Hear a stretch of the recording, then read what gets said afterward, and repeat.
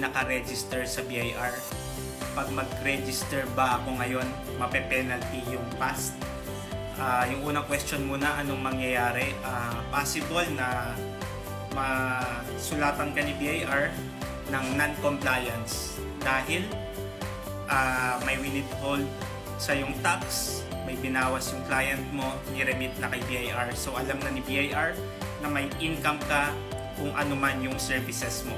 At dapat registered ka kay BIR. So kita agad ni BIR na hindi ka nagko-comply dahil meron siyang information, tawag nila doon third party information from your client na may income ka. So ayun, maganda nga itong pangalawa naman, maganda talaga na mag-register ka na, di ba? Dahil unang-una sayang naman yung binabawas sa yung tax. Pag nag-file ka kasi ng ITR mo, pag registered taxpayer ka na, mababawas mo naman yung mga binawas sa yung tax ng client mo. Mape-penalty ba yung pass? Usually, hindi naman na. Basta ang maganda, mag-comply ka na moving forward.